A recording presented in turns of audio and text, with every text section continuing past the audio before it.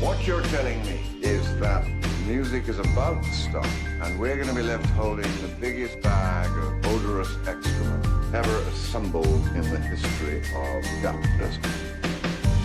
1974, 1987, 92, 97, 2000, and whatever we want to call this. It's all just the same thing over and over. We can't help ourselves. I say when we sell. Hey, I say when we sell. All right, welcome back to The Last Trade. As always, joined by my co-hosts Michael Tanguma and Brian Cubellis, and this week we have Ralph Gebran, managing partner at Onramp MENA. Great to have you on, Ralph. How are you doing? Doing great. Thanks for having me, guys. Always a pleasure. Long overdue to have you on The Last Trade. We've had so much exciting stuff happening in the Middle East, and I think a number of trips for this whole team, so it's fun to be able to talk about what's been going on out there. The conference that happened when did the conference happen? This month? No, Last month? 4 weeks ago. Yeah, 4 weeks ago. Yeah, time's been in a weird spot with the holidays, and then the conference. Yeah, it was early December. Yes, that's correct. Yeah, it's a good Yeah, conference. and Ralph, it's great to have you on. I think you've actually been on some of the other shows that we produce here at OnRamp, but you haven't been on The Last Trade before. So maybe for those who are not familiar with you, we could just start with your background in traditional finance and what shaped your personal journey into Bitcoin and ultimately led you to join Onramp MENA early on. And then from there, we can go into, there's a lot of things to talk about in the region, including the conference last month. But why don't we just start there so people could be more familiar with who you are? Yeah, for sure. So I had spent the vast majority of my career both academically and professionally in traditional finance. So the last 10 years, I've been in the institutional asset management space, where I work with two top asset managers, CIBC Asset Management and TD Asset Management, based in Canada, Montreal. So I spent, a lot of time in that space. Before that, I worked on trading desk. So I've done foreign exchange treasury management. So at my previous firm a while back, we managed the foreign exchange reserves of a bank in Lebanon, because that's originally where I'm from. I worked also at a Western, so TD brokerage, where I also traded a variety of instruments across, equity, fixed income, commodities, foreign exchange. I also traded derivative assets. But, when you're so knee deep in traditional finance and especially institutional finance, you fail to look at the underlying layer, which is the money. What got me into Bitcoin really is kind of tied to where I'm from. So it was really when the banking system in Lebanon slapped me, my parents, my family, and everyone in the face by basically placing unofficial capital controls on withdrawals. And so we had to withdraw limits, $100 per month, $50 per month, basically what they determined to be fair. So the country didn't go bankrupt officially.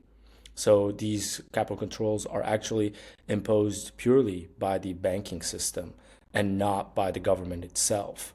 Now, that was a wake-up call. And, I had been in Canada at the time, so I was a bit more lucky, even though, I did have some savings back home, because what they did is they incentivized people to actually move money back home, because when the US dollar was paying 0.5% on your deposit account, you could get 10% in Lebanon on your US dollar deposit account. So a lot of diaspora, what they did, they transferred a lot of their savings back home and placed it in these term accounts where they were making 10%. So you know how everyone's trying to beat inflation and everyone's trying, to make money with the least amount of risk. So that's what happened. And that's kind of what got me into Bitcoin and to really try to understand it, because if that was something that happened once, who's to say that's not going to happen again? So right now there's this whole convoluted solution where now in Lebanon you have 5 different accounts. You have your old accounts where technically there are numbers on the screen. You have something called the fresh account. So these accounts are post that date where you can actually withdraw the money. But who's to say these fresh accounts won't be blocked in the future, and then they create new accounts where you can put in and move money out. That's kind of how I got into Bitcoin. It was really pain So I'd like to say pain is the best educator. And, we learned the hard way that, trust is something that comes at a cost. So there's risk in trust and trusting institutions, large scale institutions. Now, especially in countries that have, very tense political environments, such as Lebanon, and following that, the currency peg, which was 1,500 Lebanese pound to $1 on average, skyrocketed to 80,000, then to 100,000 per dollar. So in Lebanon, it's similar to like Venezuela, where you walk around with a little purse that has millions of Lebanese pounds, and that just covers potentially a dinner for two. The country has fully dollarized since then. So right now in Lebanon, the dollar is king, and the Lebanese pound is, barely used. It's just used within the banking system, etc. But it's really just representative money. What year, just for context, from a timeline perspective, was that? And then also just to Yeah. piggyback on the second part, and that is you being insulated in the West. I think you said you had some losses, but not too big. How can you share like how, because I would imagine friends and family suffered a lot more, having Yeah. assets there, how that affects and like what somebody has to do when they realize that only a certain percentage of their wealth may be available to them. Like how do they move forward? Yeah, so Yeah. that was a year or two before the port explosion, which added to the problems of Lebanon, that major explosion that happened. So 2019, 2020 were the peak years of the economic collapse of a few years now. And we haven't fully recovered. So we've hit the fully dollarized stage. But the reaction is, yeah, so we were blessed being outside of Lebanon and have lost, a single portion. But, friends and family, you wake up one day and some individuals have worked their entire life in Lebanon. Some individuals have transferred every penny they made outside of Lebanon to Lebanon. And you wake up overnight and you realize that it's just evaporated. So what happens is it changes societal structures entirely, because those who were untrusting of the system, and there's quite a few of them who had invested in like gold or in real estate, at the initial stages were much better off. But after the collapse, because even real estate, which a lot of people say it's, store your money in real estate. But in Lebanon, you bought a house for $500,000 because there's no mortgages in Lebanon right now because the entire LBP system has failed. Now it's a cash economy. So if you need to buy a property, you literally pay cash and people are going to sell it to you for half the price because they're going to be paying you in cash. So did you really store the value of your life, energy, and hard work? Not really, because you ended up having to liquidate at like half the price you purchased the property. You've lost all the upside. And the problem is, you get that money, you need a bank account outside of the country because, smart people are not going to keep the money at home, nor are they going to, keep it in a Lebanese bank, even though, they say you can withdraw it with these new type of accounts. You've learned your lesson once. So really, bank accounts in Lebanon are used just for, like small time frames. Like you keep the money in there for 5, 10 days and then you move it out and find some better investment to put it in. That's really the situation right now. But it's a very big pill to swallow, waking up and realizing that, if you're at the age of retirement, you can't retire anymore. And it opened up a black market. So one of the consequences of that is people started selling the checks, right? Because you can still write a check because then the money's transferred from one account you can't take money out of into another account that you can't take money out of. But on the screens, you've gained money. So what people would do, they would cut a check and they give you cash for that check, and they give it at a discount, right? So they'll tell you, okay, I'll buy that $20,000 for $10,000 cash, and then you deposit it on a computer screen. You are now more rich. But this is something more that corporations did to settle transaction between each other, because that's a way to get some of your money out, but it's at a significant haircut, as you can imagine. Similar to selling a property, you're going to sell it at a significant haircut because $100 today is much more than $100 it was before the collapse, right? So people value a harder asset, so they're going for the dollar. Even though in the West you view the dollar as a debasing, depreciating asset, in countries like Lebanon, the dollar seems stable.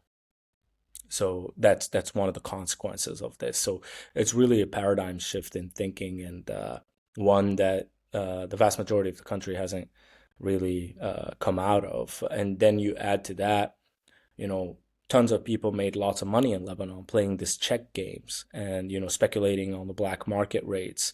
So it creates really mayhem, chaos, and things change really fast. You see less and less US or external products and more local products come into market.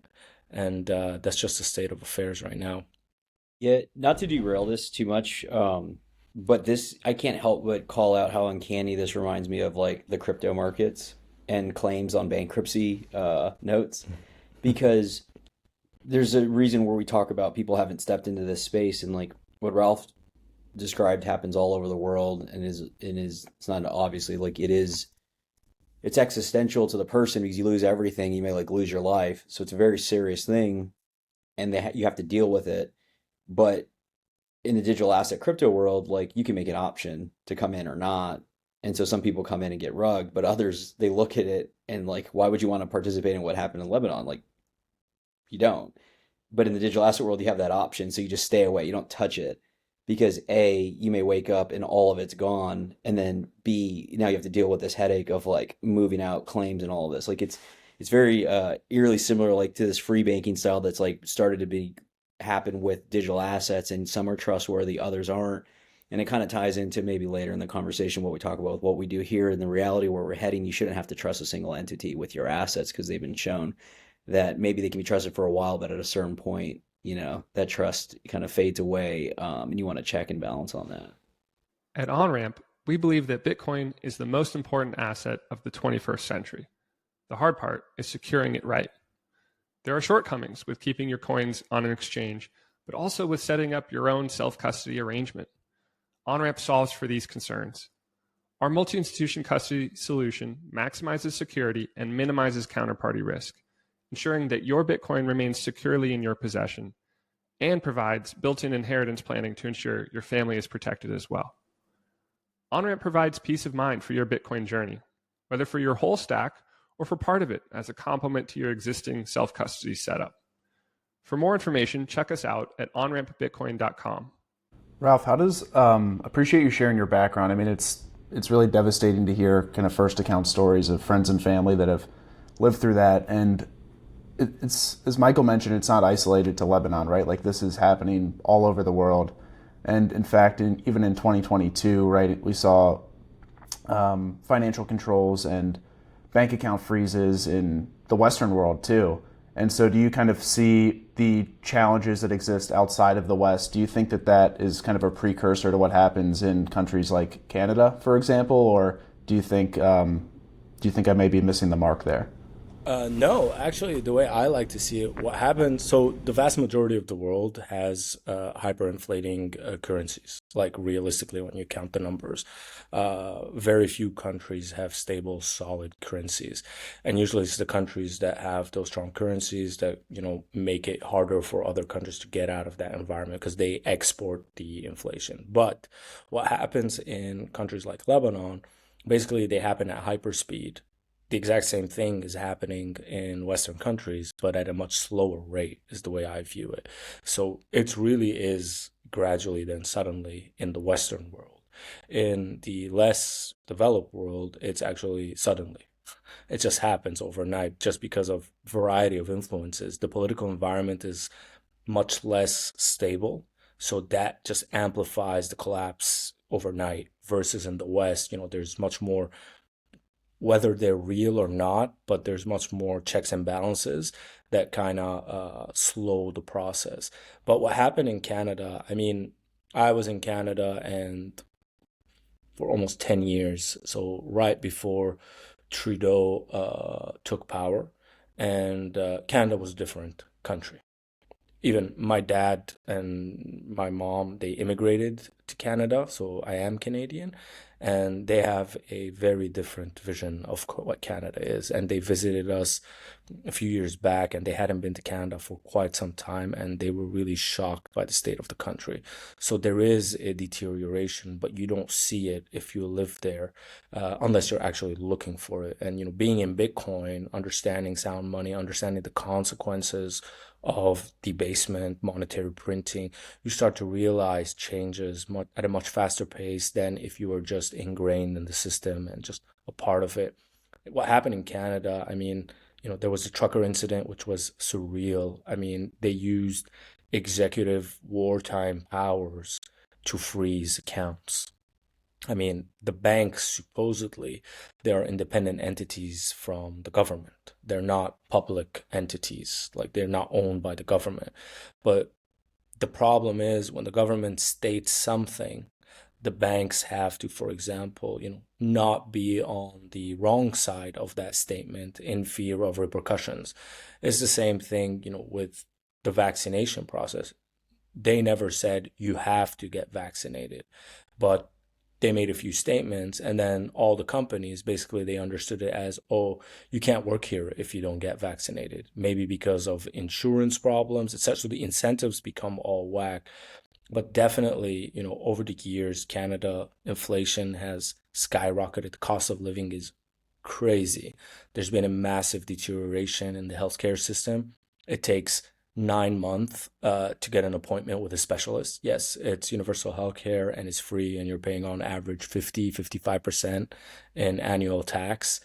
But you would expect to get a better service, but you don't. The roads are deteriorating. So you start noticing small things. And really, the peak of this was when the trucker convoy was basically had their whole accounts frozen. And some of them are coming out now, lots of years later, winning their cases.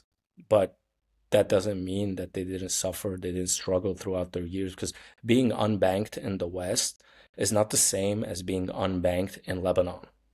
Because in Lebanon, people are used to, barter trade. They're used to, cash. It's in the West. I never held cash in my wallet, for example, ever.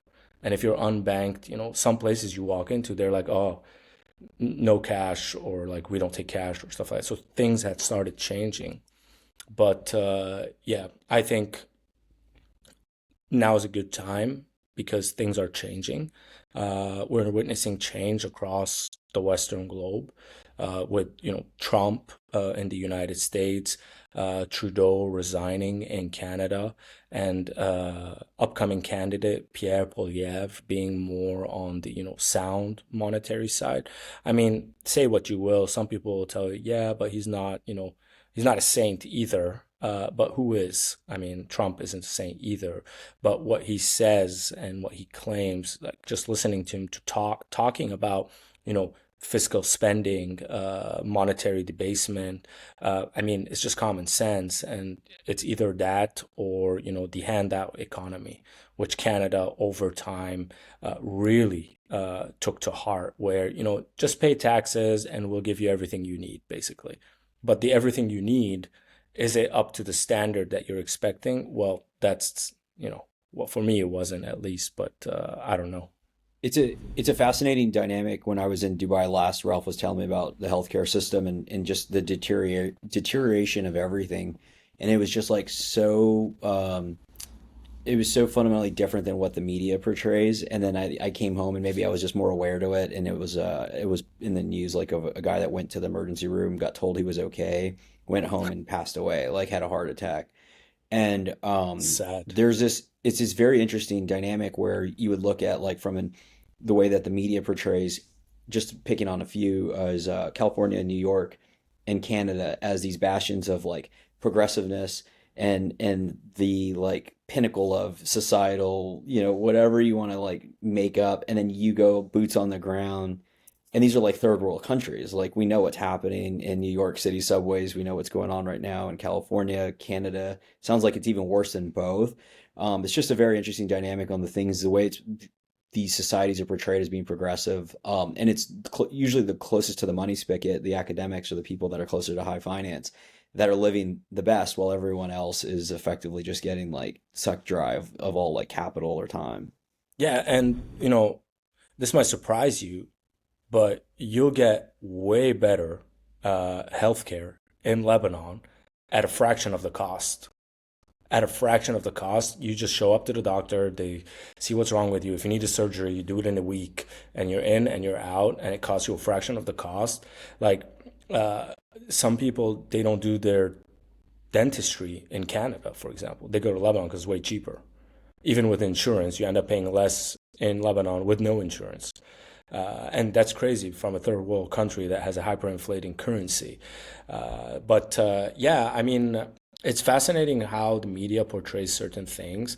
And in Canada, this is a problem with socialism, if you ask me, because everyone under the same nationality, so if you have a Canadian passport, you are considered equal. In a way, and certain angles, that's a good thing. But let's say you have a salary of 150,000 in Canada. You're going to be in the, clearly in the top 5% of income earners in Canada. You're going to pay around 55, maybe 57 effective annual tax rate. And someone is making 20,000. When you enter the healthcare system, there's no distinction. So a homeless person in Canada, because Canada's really cold, will go sit in a hospital because he's Canadian, and will go sit in a hospital the entire day. They don't care about waiting 10 hours to see a doctor, because for them, they're sitting in warmth, and they are, have no income. But because they're Canadian, they are in the same queue as you are. So basically, those who are creating value or, having higher salaries are giving the same service level as someone who produces no value in the economy. It's a sad thing, of course, and you want everyone to be treated right, but the system is not equipped to do that. There's not enough doctors because, for example, even if you're American or like if you studied medicine in Paris, you can't come and study and be a practicing doctor in Canada. You have to go through a education process as well. So they have a lack of doctors. And if you're a Canadian doctor, why would you stay in Canada? You have a quota on the number of clients you can get. So most of the good doctors leave to the US. They get paid way more in the US, and you can have as many clients as you want. Yeah. And I think to like reframe this to, you can't insulate yourself from a bad form of money over a long enough time horizon. So this can happen to anyone. And you kind of see where the states that have adopted, whether it's lower income taxes or making it more favorable, I would think post like 2020, because I feel like that's a big line of demarcation in a lot of this.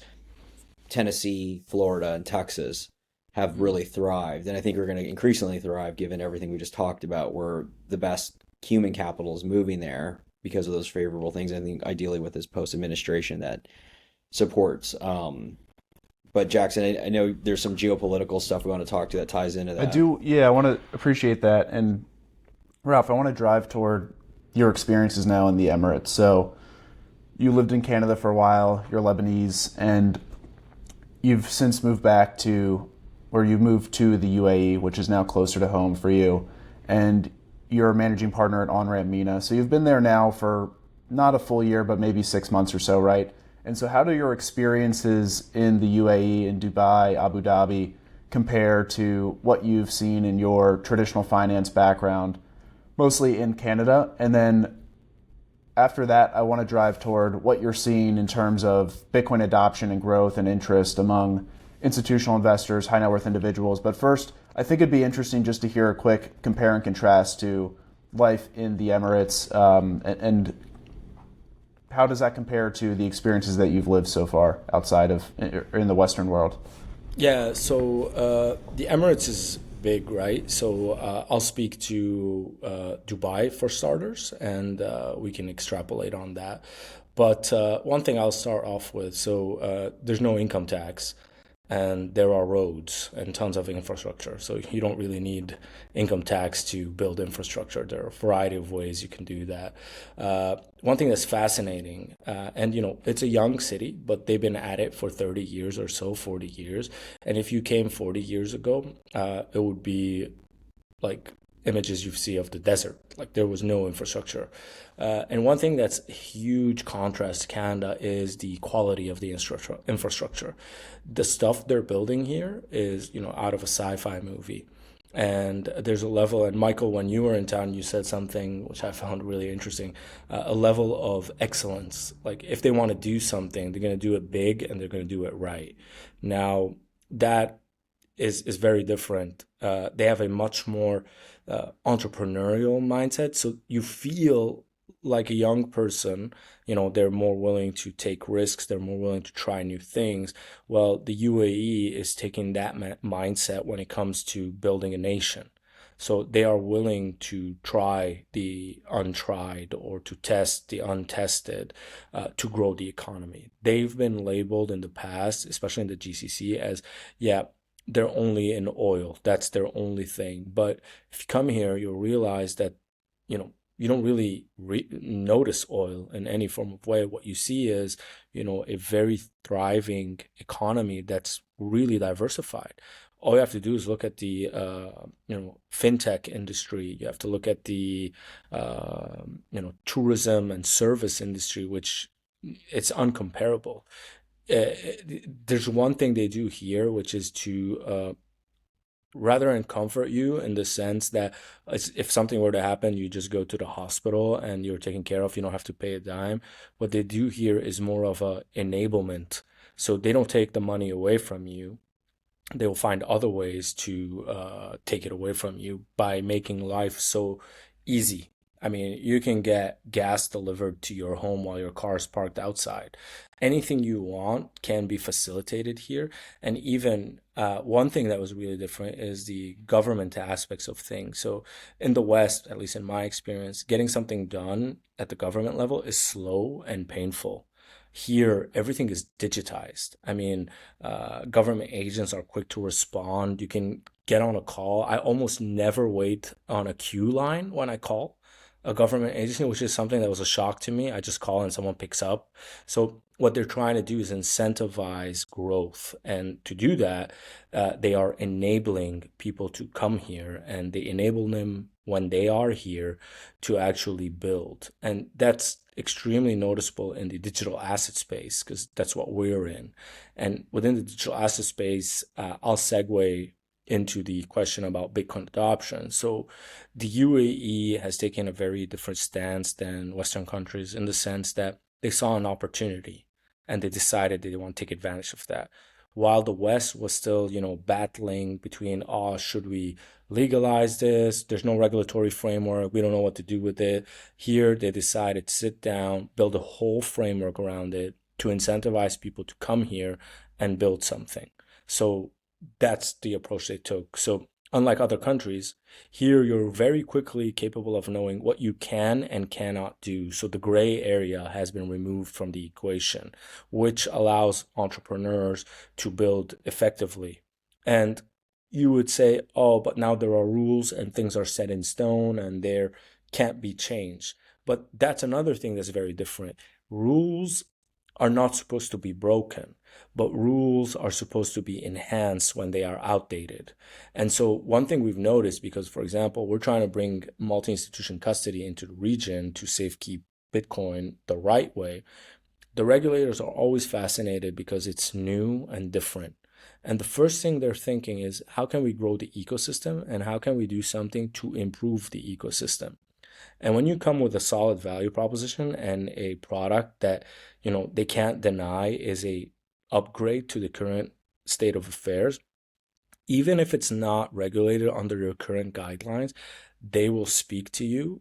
So the answer no doesn't come across often. It's more like, okay, let's talk more about it. Walk me through how this works. And then they will work with you to try to find a fit either within the current framework Or if they need to, they have a division called regulatory enablement, meaning if they notice that there's something they want to bring in, but the rules don't allow it, and they think maybe they put in the wrong rule or an outdated rule, they will work with you to try to adjust that rule or to find a way to fit you in the economy. So that's, I mean, every entrepreneur's dream. If you have a crazy idea or something really outside of the box or different, you want a regulator that's willing to have a conversation with you. And if they see that, no one else is doing this, but we have the opportunity to bring this technology and be the first to bring it into the region, then you know what? That's what they're going to do, because they always are trying to catch up or, improve upon the current standard, which is, everything in the West is better. But over time, we've seen a lot of deterioration in the West, even from a technological point of view. Most of the tech in the West maybe is designed but is not built in the West, and so they're trying to bring some of that onshore and actually own the space, whether it's AI, digital assets, or fintech. It's a thriving environment, and I think you can see that across the UAE. Of course, there are areas that are more conservative than others, but they found a loophole to that, so they created these islands called free zones that use basically common law. So foreign companies can come and set shop in a very familiar way than, stuff that they are used to outside of the GCC, and start working the market from those free zones. And the UAE is just one of those countries. Bahrain, it's a tiny country, but the regulators there are, a few months ago, we were inside the central bank of Bahrain. As someone in Bitcoin, I never thought in my entire life I would set foot in a central bank, even less so that I would have a very productive conversation around Bitcoin custody and multi-institution custody. And, I don't think anyone in the West can say that. If I wanted to meet with someone at the central bank, it might take 2 years to get that meeting through between all the background checks, making sure, that's just my viewpoint. I hope that answers your question. Yeah, I appreciate that, Ralph. One thing that you mentioned maybe like 30 seconds ago or a minute ago that I think really ties into this conversation and what we're seeing is there's an attitude of complacency versus competitiveness, right? What you anchored to was in the Middle East, maybe they have a perception that everything is better in the West or we're ahead in terms of innovating, but we have that same attitude, right? In the United States, we think that we're the best at everything, and we've had that attitude for decades now, and that's ultimately led to the deterioration and this pain that we're kind of living through as a society. And now hopefully on the other side of this, there will be more of an attitude of competitiveness in the United States, which I think would mirror more closely the competitiveness of the Gulf countries, right? And so now with the Trump administration coming in, I think this ultimately ties into sovereign game theory. And what are we seeing in terms of geopolitical competition for Bitcoin, for gold, hard assets, outside money versus inside money, right? Because ultimately what's going to drive these economies forward and what drives Bitcoin forward this next decade is competitiveness between nations and who wants to lead within Bitcoin. So to that extent, I know the team worked on a report recently about sovereign game theory around Bitcoin adoption, particularly anchoring to Trump's administration and what they've said on the campaign trails as it relates to policy and regulatory, let's say a more positive regulatory stance around Bitcoin. And so maybe what we could do is just talk a little bit through the high level of that report and how does that ultimately tie into what you're seeing in the Emirates, in the Gulf countries. Before jumping into that, I just want to call out one thing because I think this is an important distinction. Dubai gets an interesting rap because you usually have polarizing feel, like it's either super pro, everything's amazing, or you'll get the other side, which is, well, it's a dictatorship or kings or they have oil. And they're both like not fully like everything's nuanced. And you can look at Canada and say Canada has a bunch of oil, but they don't know how to pull it out of the ground because it lacks leadership, right? And so just calling out a lot of these things come down to leadership, but also this notion of, we talk about startups, like the UAE is effectively like a really well-run startup because they have leadership that has autonomy and control. But any good startup, you know that the leadership, while you can move fast and they're directing, you need the buy-in from your effective constituents, your employees, to be bought in, or they won't be there very long. And so that's where we're kind of seeing in the West these like populist movements and like new leadership, is because eventually people get tired of being cold and poor and broke. And so because they have a different government structure and style, does not necessarily mean it's good or bad. It's just a different, the way I think about it in my mind is ultra conservative.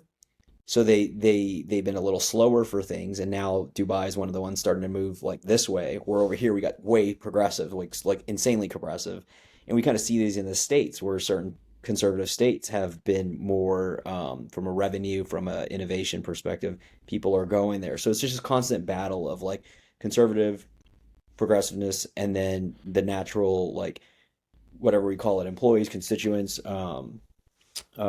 citizens are ultimately always going to be able to move with their feet at a certain point, and now their capital, Bitcoin, and that's where the game theory starts to take off. So just going to set that stage, because I think a lot of people generally look at the GCC, it's like they have all the money, that's why they have all this stuff. It's like, well, that's only one part. Venezuela has a bunch of oil, and they can't get it out of the ground because they have no leadership and no government to be able to do that. So you have to like need to be able to coordinate economic activity while also having the natural resources.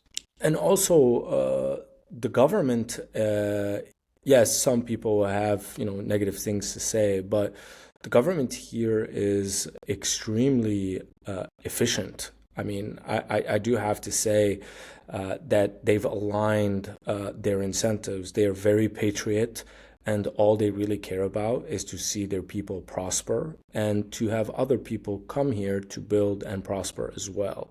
So what allows them to do that is, like you said, they have a lot of control over decision making. There's no bureaucracy. Like the level of bureaucracy is really minimal compared to like in the West, where 1,000 people have to look at a document until a final decision maker signs off on it. Well, here, if something is crucial and needs to happen, it will happen at a much faster pace. And that's how you have, these crazy infrastructure projects that are being built, these crazy initiatives, because, you can just go ahead and build it if you choose to. So in a way, there's all pros and cons. I know Saifuddin has a lot to say about, monarchies. I don't think we should get too much into that, but I think people, when they come here, a lot of them are surprised about the openness, the progressiveness, and they're shocked by the amount of freedom they have here. I mean, Michael, you've been here. Did you ever you forget your wallet in the middle of the road, no one picks it up. I mean, there's so much security and so much comfort. It reminds me of like, would you rather work for like Uber and be employee number 11 or the SEC employee number like 5,000, right? Like, because there's two different people that want to do that, but one wants to be able to have a meritocracy and be able to exceed, and the other one wants to be part of like, and go to work and go home. And like, I think there's a place in society for both, but over time, one ends up just eating itself and the other one ends up innovating and becoming a leader. And that's like effectively where you start to see these disconnects, to your point, of the bureaucracy built into that. That's why I do love the the analogy of, America being the greatest startup ever, but, sort of losing our way in some sense, and also ties to what Jackson was saying around complacency. And that is the perfect metaphor, because, if you think about, whether it's the United States or other countries in the West, getting complacent, thinking that they're ahead, and also just having this sort of administrative state build up, metastasize over time. And that's what the bureaucracy you're talking about, Ralph. And it's like, yeah, you can't move fast and make decisions and be innovative and forward thinking if you have all of that sort of holding you back, that bureaucracy holding you back. And I think that's why it's been refreshing. I don't know about you guys, but I feel like we have turned a corner in some sense, at least in the U.S. And now it looks like Canada with Trudeau resigning, which, Ralph, I don't know if you have any thoughts there. Like, what do you think prompted him to actually resign? I mean, people have been calling for him to resign for several years now. Do you think it was just Trump winning and kind of, jockeying back and forth with him, threatening tariffs, and he was just like, I'm over this, let me get out? I don't think it was that moment itself. What I think, this has been something in the making for quite some time. I mean, if you look at the approval ratings of Justin Trudeau over the past few years, they've been in decline consistently. And a lot of the policies that he's implemented have been extremely unpopular. For example, the carbon tax. Like Michael, you said, they have tons of oil, but they just can't take it out of the ground. Well, you have tons of oil. It's your natural resource, and then you go and you tax every time they pull it out of the ground, which means everyone has to suffer because those costs are transferred to the consumer, not really the corporations, because the corporation is just going to push the price up and then transfer it on. I think it's a few combinations. So the trucker incident was the kickoff. The COVID vaccine authoritarian policies was secondary. And then similar to the US, the cost of living. That was one of the biggest issues he had, and the amount of spending. Canada has no gold, for example. And I mean, it doesn't really produce a lot of stuff, if anything of significance. I think they also pushed out the pharmaceutical industry as well, if I recall. So really, they have no industry or foundation, and their energy sector is taking a hit as well because of all the carbon tax. I think so. It's a combination of people seeing what happened in the U.S. as well, which also helped a lot because Trump is loud, and Trump has had a lot of say, and he's backed by a lot of very influential people. So when you're in Canada, you look a lot at what's happening in the U.S. because they're your direct neighbor. There's huge trade in between those countries. So what they decide to do or who's coming to run the show is definitely going to affect your living standards here. And Trudeau just seemed somewhat weak in that regard and couldn't, stand face to face and negotiate with someone like Trump. Now, also, Trudeau has been able to maintain power because of certain alliances with other socialist parties like the NDP. And the conservatives, even though they've had a weird history, I mean, not all conservative leaders have been great. Pierre Poilievre is kind of the equivalent of Donald Trump in a lot of the things he says. He wants to build things internally. He wants to reduce the cost of living. He wants to stop fiscal spending. And basically, he wants to audit the government and figure out where the waste is happening. So I think the world hit a turning point. So when you're in pain, you look for solutions, and you start to think, I have nothing else to lose. I mean, I'd rather change than no change. So it doesn't matter who the other candidate is. You just want a fighting chance with someone new. So I think all those factors, add them together, and you saw. And what's funny is he was overthrown by his own ministers. I mean, basically, they all turned their back on him. And I think here there's political incentives to do that because they felt that he wasn't going to be able to maintain his position of power. And so the pieces of the chessboard starting already positioning themselves in a way that was advantageous to their cause. That's what led to the collapse, in my opinion. Yeah. But from a... Oh, yeah, go ahead, Michael. Sorry. Well, I was saying, so tying back to Jackson's, I think the game theory aspect, there's like the game theory on the coalition that happened in the U.S. with, technologists and just business individuals realizing what the other administration looked like, and you have to make a concerted effort to like who you're going to back. And we saw this with the Trump election win. But then tying back to what Jackson was referencing, whether it's game theory of Bitcoin or any hard tech, every government, every country is fighting on behalf of their own constituents' natural resources. And so the UAE, among others, have started to invest heavily, whether it's in AI, mining. We know like a lot of these countries have been mining, years before this. But I think that there's this notion, and Luke Groman was a big inspiration for this piece that our team put together, referencing this dates back to post '08 financial crisis. I won't be able to do the report justice, but I would encourage anybody to go listen to the podcast Luke did with Robert Breedlove or the report.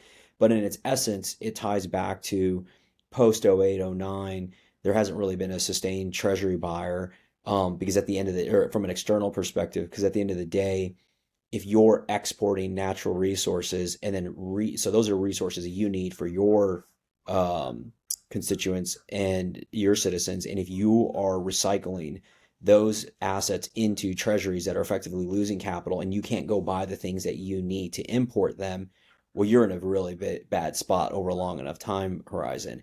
And so that's where the heavy gold accumulation and dumping of treasuries has occurred. And then I think it was accelerated post Russia being sanctioned. And so countries starting to realize all of this are making this bet that I need to hold something else other than government debt. And this goes into the inside-outside money. I don't know if, Brian, you want to pick up Jackson. Yeah, real quick on that. It's almost the perfect analogy just at the sovereign level to, Ralph, what you described at the start of the show about the banking system in Lebanon.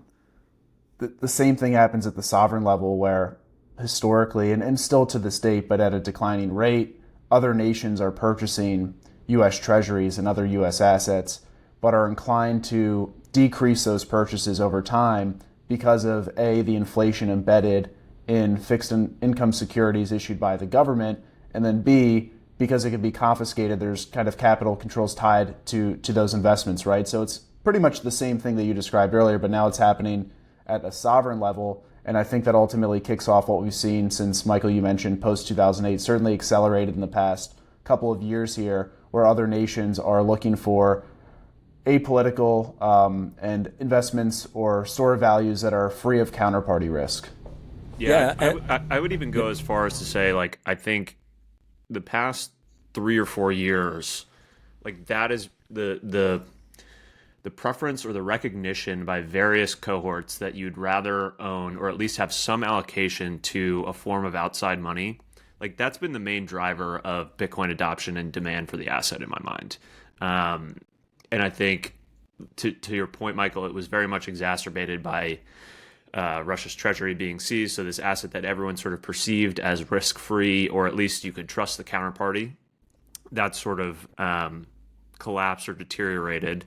And, a piece that I think was formative in my understanding of this was Zoltan Pozsar, who was formerly an economist at Credit Suisse. Now he launched his own business. I think it's an advisory business, but he wrote a piece, I think in 21, perhaps around there, that was talking about this concept of inside versus outside money and this new monetary order that he was sort of recognizing was in the midst of developing. And then the other note, which I think is not often talked about or under represented when people talk about game theory in general and also sovereign game theory when it comes to Bitcoin specifically, is it's very different than every other sort of instance historically of sovereign game theory, in the sense that the individual can participate. So if you think about like other instances in history of sovereign game theory playing out, whether it's resource control or nuclear arms race or any of these things where nation states are competing against each other, in almost all of those scenarios, like the individual, the person, is completely removed from that game. Like they have no say, no influence. And this sort of Bitcoin game theory is this, very egalitarian thing where like, yeah, now we're seeing it play out at the sovereign level, but it's like the individual is very much involved and can play in this game. And that's just extremely unique and something that is I don't think I've heard many people bring it up when they talk about this game theory, and it's very unique. It's different than any other game theory we've watched play out because you and I, the individual, can participate. Well, and it is the thing, because I think it's the interplay that the sovereigns are playing at a level. This like ties back to in its essence, and I don't think many people talk about what you just described. And I would again encourage to go listen to this pod, because it references that you usually think the common notion of Bitcoin becoming or competing with the dollar, people are saying that it's competing with the dollar and the government will never allow. But there's like two factions or concerns when you think about, one is competing with the dollar and the other one's competing with national security. And national security effectively means that you have to produce arms and weaponry to protect your citizens. And Luke Groman makes the case that in Ukraine, it was shown that we cannot manufacture the things that are needed at the scale of other sovereigns. And so if you're going to come back and reshore all these things that need to be made here, which we understand from all the things that we know about hollowing out and manufacturing, well, then that is a natural cause for inflation. Well, your citizens have to be able to have an asset A, if you're going to inflate, that they can benefit so it can increase GDP, but B, that they actually hold a form of money that's inflating faster than the assets cost so they can still be able to buy things. And that's the interplay that doesn't get discussed on why this would make sense. It's the game theory plays into it from a national level to create a sovereign stockpile, but also from everyone that's holding, which just happens to be the United States citizens hold the majority or a large percentage of the total Bitcoin supply. Sorry, Ro. Yeah, and I'll just add, so the way I view Bitcoin, because I'll tell you just from my personal experience, 20 years ago, it was unheard of that, Russia or China would be so involved in the Middle East and Africa. Nowadays, that's just a regular occurrence. And the reason we've seen this shift over the years is, especially since the Russia-Ukraine war, with the financialization of the financial rails. Because at the end of the day, sovereign game theory is reliant mostly on financial rails. Yes, weaponry and national security is important, but none of that could exist without being able to move money around. The easiest way to choke your opponent is to cut them off the financial system. It will stop import of needed resources to build any type of equipment you want. It will just isolate you. So these countries, China, Russia, have been trying to position themselves in areas where the US has started to lose geopolitical power or influence. That's why sometimes rumors come out about the BRICS, for example, separating from the petrodollar, etc. So the Russians and the Chinese are in the region trying to influence them so that they are a player within the energy-rich area. But Bitcoin solves, this political maneuvering, because it is much more efficient to be able to just buy or mine Bitcoin and build a strategic reserve than to have to move human capital, resources, and investments into those areas to try to build loyalty and influence. So by owning Bitcoin, these nation states really technically are, reducing the capital load on their nations in trying to basically secure what Bitcoin already does, which allows you to move value anywhere and to settle within 10 minutes. So I think they're picking up on that. And now in the region here, you'll notice most of the countries have been stockpiling tons of gold. So that's another money that's sitting outside of the system. So out money, the term you use in the report. And Bitcoin just makes sense because as an asset, it would be much easier to transact at a global scale. So I view Bitcoin as, the end game when it comes to political influence. And the reason why is because it removes the need for excessive deployment of troops to secure the financial rails of your nations. So that's just one thing I view, because 20 years ago, it was unheard of that Russia would be in the Middle East or that China would be involved in the Middle East. It was purely a US-dominated area or European-dominated area. Yeah, the other component too is, and whether it's if you want to talk about some of the work that Jason Lowery has done on this in terms of Bitcoin being this new form of power projection, and effectively if you can get to the assumption that this is going to be a heavily trafficked monetary rail into the future, then you want to be able to secure some amount of that. And Bob Burnett, I think, also does a really good job about talking about this in the sense that, not only is Bitcoin itself scarce, but block space is scarce. So if there's blocks every 10 minutes, you, as a nation state, want to be sure, or even just as a private company or an enterprise, you want to have some amount of confidence that you'll be able to transact on the network. And so that means either setting up hash rate. And so that's why I think, what Lowery talks a lot about is sort of these hash rate wars that will probably have already started playing out, particularly in the Middle East. I think that's Yes. pretty readily apparent. And you could argue it's happening here too. It's just they're public companies, but they're within our borders. So I think that, if you're being honest about it, that would count in terms of United States hash rate. So I think that's the other component too, is you need to have access to the rails, to the scarce block space in order to truly participate. Like, yes, owning a stockpile helps you from more of a financial or economic perspective, but like in terms of actually using the rails, that's where the mining game theory comes in too. Yeah, and in the UAE, I mean, no one will confirm that the government at the sovereign level is building hash rate. Why would you? But I mean, every single person you speak to that's involved in energy infrastructure or data centers and mining will tell you that the government is mining. I mean, their sovereign wealth fund has an allocation to Phoenix Group, which is one of the biggest miners in the region. Bitmain and Giga are really present within the region as well. So, I mean, there's a reason for that. There's someone that's buying up the equipment and setting up these shops, right? I mean, energy isn't necessarily cheap at the, retail level, but somewhere it's cheap for this demand of mining companies setting up shop here. There is someone who is buying these machines and building these mining farms. And, we can't really say who. I don't think we'll know until some major announcement happens in the US where the actual Bitcoin reserve actually goes live or is officially announced.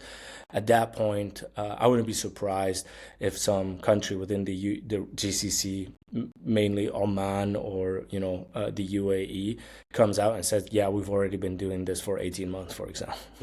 The best part about all the stuff we talk about, and I think how everybody's talked about Bitcoin in the space at all these levels, is they always sound theoretical, but they're generally rooted in some micro, like practical example. And like the one that came to mind when Ralph was thinking about mining is like Texas having a deregulated grid, and then I think it's like up to 23.5% of all mining hash rate lives in Texas. It's like, it is an actual example of game theory playing out. And then it happens at the micro example from every individual buys Bitcoin because they're expecting others to buy Bitcoin because there's only 21 million. And so all these things are already been playing out. It's just at what level does the education, the bureaucracy live at the organizational level, which is why we see at the Treasury and company level, it's usually smaller companies before it gets up to publicly traded, because you have to generate consensus, and this is a hard asset to generate consensus on, given the polarizing nature of all of it. Yeah, and the difficulty, Bitcoin is funny in a way because it's much easier for the individual or the small corporation to get into it than it is at the higher levels, because one of the most complex aspect at those institutional levels or sovereign levels is securing it, because the amounts are extremely big, and history hasn't been kind to safekeeping Bitcoin at the institutional level. And so I think a lot of them would rather internalize it until they see a better solution come into the market that they can leverage to hold the asset. But definitely in the UAE, we see a lot of qualified custodian coming out, but what we've been talking to them about, for example, multi-institution custody. And when I first got here, people were kind of reluctant to look into that. But over the last few months, a lot of these players have found interest and are starting to understand it. I mean, just a funny story. I met a guy when I first got here, and he was into all types of, digital assets and investing. He's like, yeah, I mean, I have a small stack of Bitcoin. I saw him 2 months ago, and he's like, dude, I sold everything. Now I'm Bitcoin only. So you see a shift in mindset, because his altcoins, what he thought was going to perform, did not. And the only thing that's basically dominating the market is Bitcoin. And with the ETFs, with, the Bitcoin Strategic Reserve, he's like, yeah, I'm wasting my time. I sleep better at night, and this is just where I want to be.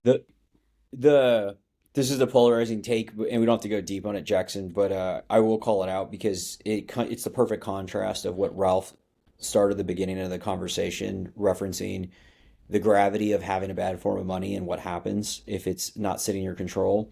And over the course of Bitcoin's 15 years, every cycle, every couple of years, there is a new thing that takes your Bitcoin, and it always looks good until it's not in retrospect.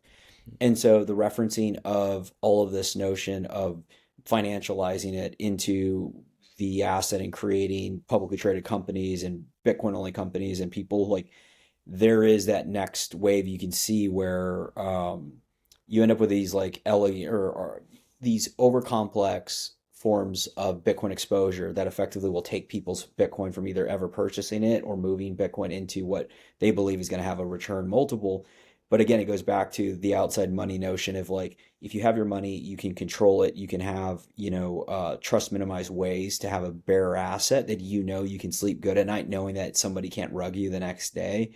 It's literally the opposite of what we're describing, what's happening in the financial markets. And it's not to say that these companies don't need the exposure and they can't do it, but there's something fundamentally different than protecting your purchasing power as a corporation versus turning it into a financialization of it, because it's intertwining the whole system that we know eventually has problems with. I think that's also what you're describing is also just part of how adoption plays out, because there are various pools of capital that aren't necessarily prepared or don't have the mandate to go to the fully sort of outside version of the Bitcoin, right? And so that's why MSTR, everything Saylor is doing, from sort of creating these different sort of flavors of proxy exposure to the asset, I think is super important just generally for broader awareness, people adopting not Bitcoin natively, but getting exposure, learning more about it. I think that's all super important. And I think where it eventually goes is they realize there's a better way to own it outright, and you don't need to do various leverage games, because it's just going to continue to be the best performing asset regardless of what kind of leverage you put on it. I think what you're getting at is like more on the retail side of like people, I get concerned when people say they're selling their Bitcoin to buy MSTR. Like that feels like a bad idea, and is kind of what you're describing, like this financialization that is ultimately getting people to not own the asset outright. Well, there's Yeah, I think there's two aspects to that, because I think like you can make the case that if somebody can't get spot equity exposure or spot exposure via like some ETF, you would adopt a company with good fundamentals that holds Bitcoin from a fiduciary perspective than buying a company that is turned into financialized, because you're effectively it's like if us as individuals took out a bunch of credit cards, bought Bitcoin, we'd be looked at degenerates with no cash flow. Like if we made a bunch of money, it's not a big problem. But the second that we reduce our cash flow versus like the obligations on liabilities, we'd be looked at as degenerates. Well, if companies are getting spun up just effectively to do the strategy and don't have the financial acumen to do that, and as a fiduciary, that's your angle to get exposure, well, then that makes zero sense. But people will tell the story that that's their only way to get it to like justify either starting the business or investing in it as the multiple. Yeah. Like from a first principle perspective, it's also a symptom of like how messed up the system is, because those people should theoretically be able to figure out how to get exposure to the underlying that doesn't layer like 10 levels of risk on it. And financialization doesn't necessarily have to be a bad thing. I think it's how the product is built that gives it a bad rep. Like if you read the filings of the ETFs, I mean, basically what they're saying is that, if the custodian goes bankrupt or whatever, basically you're going to be an unsecured creditor. And so the Bitcoin's not even yours. So you might lose everything. I think it's, a bit more transparency. I mean, having the ability to actually take out, because with stocks, you can't take out the stocks from an ETF. You can't take them and self-custody them. But with Bitcoin, because it's a bearer asset, it just makes sense that any financial product that you build, because pension plans, for example, cannot own spot Bitcoin. Certain institutional entities just can't, from a regulatory legal point of view, they can't own the underlying commodity directly, like physical gold or oil gallons or barrels of oil, etc. So they need a financialized product. But you want that product to be closer to actual ownership than less similar to the ETFs that we have right now. So you want something that would allow you to take custody of the asset, and that's secured in a more decentralized way. Agreed. Yeah, I mostly agree with Brian here too, just in the instance that 2024 was really just the first touch point for mass adoption, at least here in the United States, as it relates to the ETFs and getting exposure for many people, they still have not gotten exposure. And for the folks who did get exposure through the ETF, I think it'll be a learning process, just as it has been for all of us in terms of understanding the monetary properties of Bitcoin.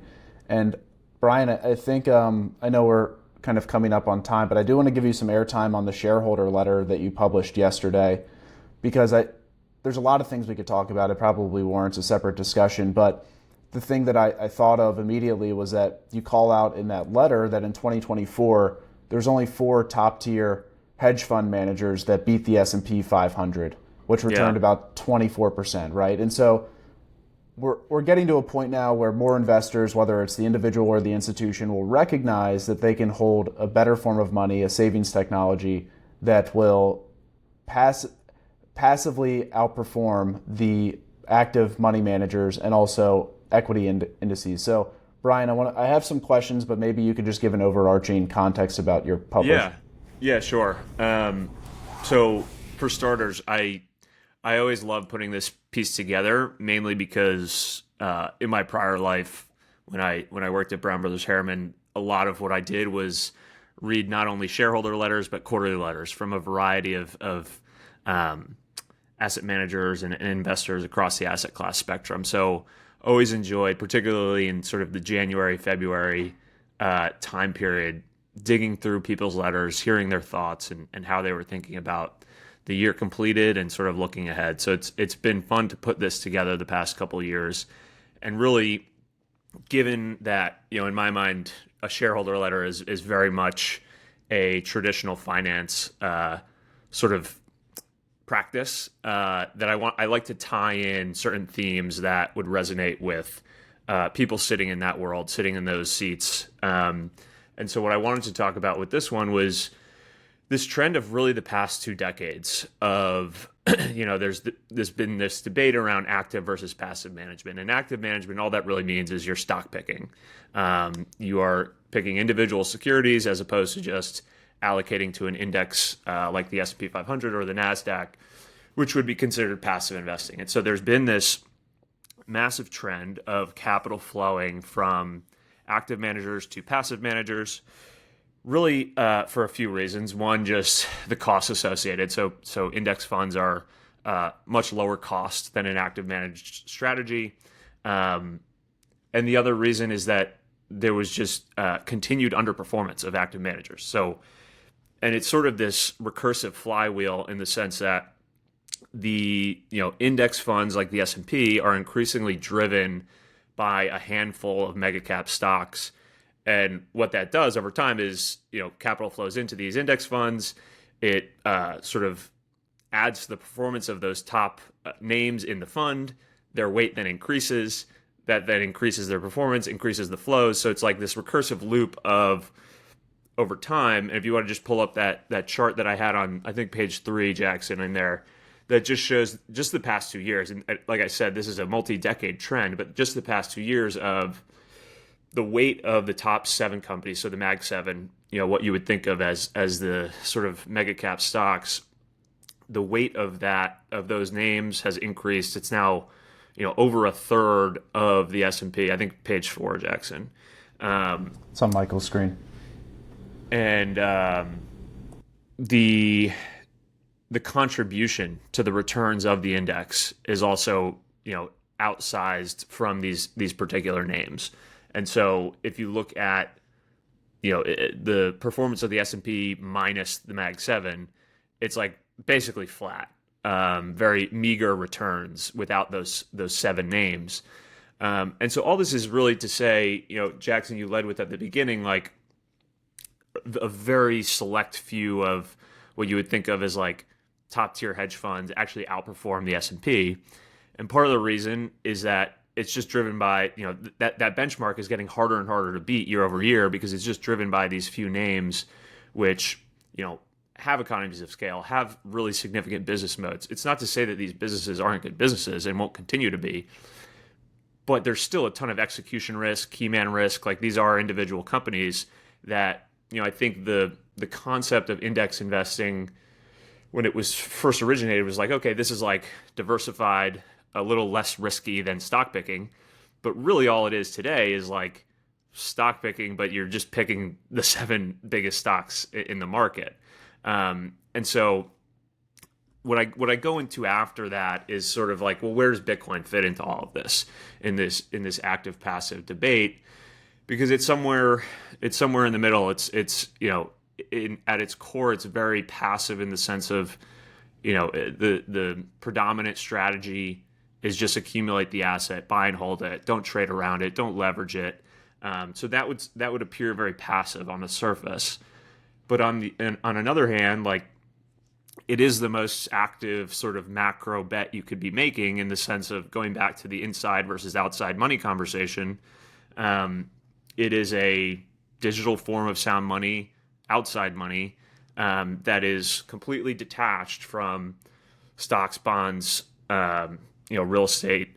And so it's very much an active bet. So I sort of coined this phrase actively passive as an allocation, because it doesn't really fit within this, traditional finance active passive debate. It's somewhere in the middle. And it's actually very unique in the sense that you're taking a very deliberate stance that you're concerned about currency debasement, and you don't want to own all these other assets that are linked to that currency debasement. Well, at the same time, it's very simple. Like, you don't have to be a stock picker. You're just owning a better form of money. So it is this elegant sort of solution for everyone, from the individual up to institutional allocators. Going back to sort of the egalitarian nature of it, which we referenced earlier. But yeah, that was sort of the main point of this report, this letter. And yeah, Jackson, if you had any questions on it. Yeah, Brian, I really liked what you did with the letter overall. It was very well done. I'd encourage anyone to check it out. We'll include it in the show notes. And the actively passive framework is such a good way to describe it. And the way you positioned it is, you mentioned trying to fit it into an active or passive bucket. It kind of reminds me of conversations we had early on, right, in communicating with institutional investors and trying to fit Bitcoin into an existing asset allocation framework, where we could position Bitcoin as a real asset, or is it more akin to a venture type of bet? It's not, right. It's its own asset class, and I think we're finally getting to the point now where we can have these conversations with institutional allocators, with registered investment advisors, and we can use new frameworks, Brian, like what you just developed here with Bitcoin's a passively active investment, and we can describe why that is. And we're also able to describe why Bitcoin is its own unique standalone asset class, which we finally kind of have now an industry within traditional finance that is coalescing around that standard as well, that Bitcoin is different than crypto. Bitcoin is not an asset that fits into one of these existing buckets. It is a new bucket that investors need to think about. And so I don't know if you agree with that, Brian, but it's generally just like a takeaway that I had after reading the report as well. Yeah, I mean, I think that was certainly part of my intent, is like, crafting ways to talk about what Bitcoin represents as an allocation in your portfolio, and really speak the language of traditional finance, but in a different flavor that speaks to the unique nature of Bitcoin. The other component which you referenced, like, maybe I'm a little less optimistic of like people recognizing the distinction between Bitcoin and crypto. Like, I don't know, Michael, you texted in one of our threads, like, Fidelity's referencing Solana as a legitimate competitor to Ethereum. They talk about Ethereum a lot, and we have a lot of respect for Fidelity. I think they have a lot of really smart people there, but even them are still not fully grokking the distinction, or at least portraying the distinction that we believe in. And I think that's largely true across the board. Is still in the institutional space. Like, I do think there's still a lot of conflation that's occurring, and you still see this even on like CNBC. Like, Jackson, there was that clip that you tweeted out the other day of I forget who it was or what network it was, but like the woman was aghast. She was like, well, how can Bitcoin be legitimate or a thing if like Huck to a coin just rugged? It's like, well, what, like, so I don't think we've actually come that far in terms of people understanding the differences here. I think there's still a ton of conflation, and that's just going to take time, and it's going to take more ruggings, unfortunately. People getting wrecked on these other coins. Like Ralph said, his buddy was just like, oh yeah, it took me a while, but now I'm Bitcoin only, because I wasn't lucky enough to allocate to Fartcoin and get a massive return. Like, I invested in the one of the other 1,000 of options I had and got wrecked. Like that's what if you give it enough time, that's ultimately how it plays out. Yeah, I think Brian, the price is actually going to take care of that. Randomly, I was after talking about everyone conflating it. I think is a bias projection because they missed Bitcoin, so everything else has to That's be a like huge part Bitcoin. of They're it. going to lose the money because it must all be Haktua coin. But once it gets 250, 500 strategic reserve, it's like, okay, this is something else than this other stuff. It's just a function of price. I don't even think it'll have to be education. It'll just be more of like, this is the obvious thing. Jackson has a nice chart of 60% market cap or of the market, of the crypto market. It is the market. And just most people, when you go share that, like, credit to Jackson, we have a nice slide deck if anybody's curious and seeing of the market of Bitcoin's dominance being roughly 60% at the time. And then the way he analogizes it is to the Magnificent Seven, or 35% of the S&P 500. And when you tell that to people, they're just like, wait, what? Like they don't that one and the 1.2 to 1.4 trillion of the 2 trillion in Bitcoin sits with individuals. Those two just like mess with people's head in the TradFi world, because it just paints a completely different picture on like how this asset's emerged and what is that like the obvious winner. Yeah, it's a great point there, Michael, because it ties into Brian what the work that you did on the passive versus active, and Bitcoin being actively passive. People want to own the ETFs, right? They want to own S&P 500 because they want exposure to the broader market, but more importantly, they want exposure to the largest companies that are driving the outsize of the return. So if you take that same lens to the digital asset market, same thing applies, but even at a greater scale. You have Bitcoin that's currently sitting at maybe 55 to 60% dominance in the market. So Bitcoin really is the market. And so as long as you have an allocation of Bitcoin over the long term, that's really what you want to be paying attention to. Similar to if you're going to own equities, you're going to want to have an allocation to the companies that are driving most of the market return. No, that's a key point, because I think I put a line in the report about this. It was just like, if you had not bought the S&P 500 and you had just bought those 5 to 7 names, you would have vastly outperformed the S&P. And so that's a very similar dynamic where it's like, you just need to own Bitcoin. You don't need a diversified basket of cryptocurrencies to get exposure to the market. You just need to own what is actually driving the performance of the market. And Brian, the report was amazing, so I encourage everyone to read it. It made me think of one thing, especially when you talk about MicroStrategy being now a part of NASDAQ, right? NASDAQ 100. So let's say MicroStrategy joins S&P 500, another another company that holds Bitcoin joins as well the S&P 500. Over time, what's going to happen, similar to what happened with the Magnificent Seven, the top performers of the index will be Bitcoin companies that hold Bitcoin under Treasury Reserve. So inevitably, what will happen is you'll still underperform potentially Bitcoin if they're just holding it without leveraging it and using that stuff. But at the end of the day, passive investing becomes Bitcoin investing over the next maybe 15, 20 years. Like, that's just something that I thought of when you were talking. I just went there because I'm like, if more companies hold Bitcoin and more companies in these indexes are holding Bitcoin and their performance is also tethered to Bitcoin's performance over time, I mean, it might not make sense anymore to diversify into an index and you would just hold Bitcoin. Yeah, no, that's exactly right. I think part of what I was trying to get out in that part was just like this sort of osmosis of capital flowing from all these other asset buckets into Bitcoin. Like, MicroStrategy is what that looks like in some practical sense, at least right now in the current time. Like, that is forms of capital flowing through these other instruments to get proxy exposure to Bitcoin. And over time, to your point, like, as those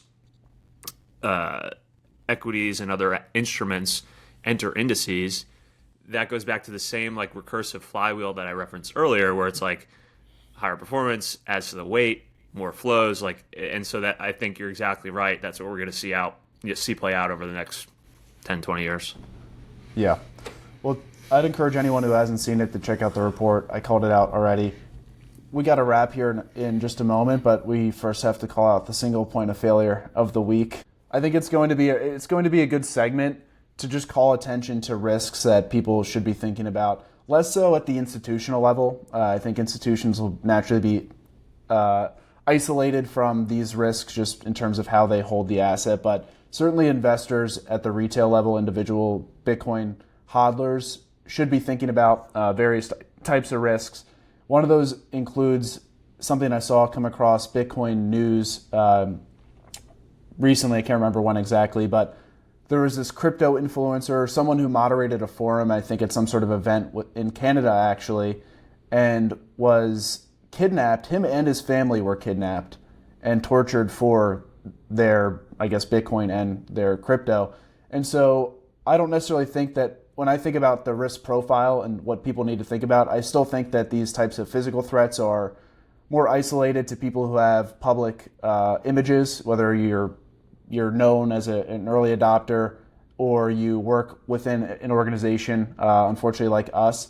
For most people, I don't think they have to worry about this just yet, but I do think there's a recognition that as Bitcoin appreciates, we're in a bear market right now. We're at 92,000. So, but when Bitcoin recovers back above six figures and into 2025, 2026 and beyond, this is going to become a more real threat for more people. And so there's not enough talk about the industry, but people should be thinking about these types of physical threats and how to protect yourself and your family. It's an unfortunate thing with a bearer instrument, just like if you had a bunch of gold in your home and that became public information, eventually someone would be motivated to try to take that from you. So I don't know if you guys have any thoughts there. It's obviously a sad thing to see, and I feel like we're just seeing more and more headlines, certainly as of the past couple of months about it. Yeah, I think part of it too is, you reference it's most likely to occur with known folks in the space, or if you're vocal or public about your ownership of the asset. That's certainly true today, but I think we all agree, like, I think we, in a future state, 10 years from now, like, everybody's holdings are doxed. Like, whether you're famous or not, like, someone's going to be able to an attacker is going to be able to sleuth out how much Bitcoin you have and where you live. Like, just that's the reality of data leaks and what I expect to occur over the next decade. So to your point, yeah, maybe right now it's primarily someone who's very vocal and public about it, but that's not going to be the case forever. Yeah, Jackson, thanks for reminding. We got to figure out when in the segment, so we just do it every we get the exact same point because we almost forgot, or I almost forgot. But to Brian's point, I think it's just a part again of a broken or not fully developed market structure in a similar way, like where you have FDIC and you have to park all your money across all these banks because you can't plan on them to be whole, in the same way that you have to, in the digital asset space, every week we hear about some crazy thing happening because, you could take somebody's family or wealth by there's a point of failure there, whether it's them or their homes. And you can see, again, the micro examples, how this played out with like single sig and then multi-sig happened, because then you could, theoretically have you could pretend you use multi-sig if you had single sig, and then you can imagine you have multi-institution and you can say, look, I use this. So you start to build market structures like, I can't just take all my Bitcoin, or you can't take all somebody's Bitcoin, similar how you can't take all of a billionaire's wealth or equities sold over the course of a day. But the other thing I was going to reference is, doesn't even have to be people. We saw late middle of last year the natural disasters in the southeast of the U.S. Now we have a lot of things going on in California, still in real time. Praying for folks there. So I think this is just a natural thing to look at and underwrite your exposure, because that's the last thing, is especially with what Ralph went into with the Lebanon situation. It's like, it's just God forbid, like, I can't imagine waking up, all the things you've worked for, and then just the next day not having them. It's just a crazy idea to be in. And I think where it's been tolerated in the Bitcoin or crypto space is because it's generally looked at as a risk asset. So people put 1%, 2%, but people have done the work or holding material wealth there, and you want to be able to protect that and protect it for your family. So that's also just re-underwriting why we're going to focus on having a quick piece on this every week. Yeah, I love that. Well, appreciate it, guys. And Ralph, thanks for joining us this week. Always a pleasure. If anyone wanted to get in touch with you to learn or to have a conversation about Onramp, or just if your story resonated with them, where's the best place for them to get in touch with you? Yeah, so through our website, onrampmina.com, or through LinkedIn, we're extremely active. It's at onrampmina, similar to Twitter or X at onrampmina. So we're very proactive and very responsive. So please feel free to reach out. Happy to walk you through Bitcoin's value proposition, how to custody it, and talk about multi-institution custody. And even if you're just curious about what we're up to in the region, happy to share details on that. And one last plug, On-Ramp Institutional Series kicking off next week with James Lavish and Dave Foley. Brian's shareholder letter I like to think of as the kickoff for the institutional work that we'll be doing this year. So if you want to attend, you'll be able to find it on our LinkedIn and Twitter page, but there'll be some other stuff coming out between release tomorrow, Friday, and then the series that kicks off on Thursday. Amazing. Sweet. Thanks, Ralph. Appreciate you joining. My pleasure. Thanks, guys. Thanks, Ralph. Thanks, boys. Thanks for listening to this week's episode of the show. If you found the information valuable, please share the episode with a friend or leave a rating on your favorite podcast app. All the links we discussed in today's show will be in the show notes inside your podcast app. Before we finish, a quick reminder that Onramp Media is for informational and entertainment purposes only, and nothing should be construed as investment or legal advice. Regardless of where you are on your Bitcoin journey, we'd love to hear from you. Visit onrampbitcoin.com/contact to schedule a consultation with one of our private client advisors.